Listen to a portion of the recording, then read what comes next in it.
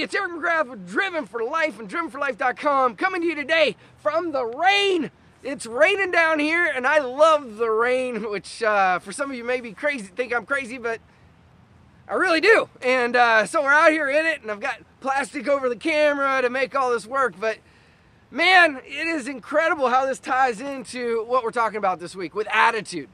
And you know, so many people, what the value they associate with things, by the way, directly determines our attitude. So if we go in and we say some situation or something that we're doing in our life, if it's a bad thing, we determine that's a bad thing. That's the value we give it.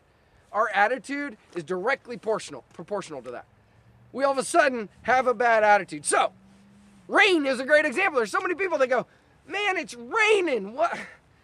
God, I got to put my jacket on and the road's wet and everything is wet and whatever. I don't know, because that's not how I think, but it's just this terrible thing.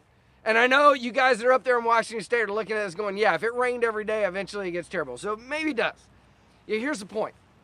The value we associate with a certain object, with a certain person, with a situation, whatever it is directly proportional to the attitude we have. So if you want to have a great attitude, so many people go, well, you know, I can't just spontaneously have a great attitude, which is true. However, we can examine what we associate value to that situation. So if we're going to a situation or talking to a person, and say that person, for whatever reason, we've decided we don't like that person, we don't enjoy talking to them. That's the value we've associated.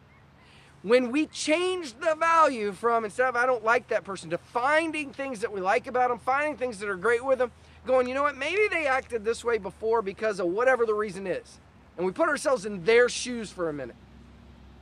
We can change the value we associate with them. And when we change that value, we in turn change the attitude. When we change the attitude and we approach them with that better attitude, we will get a different result.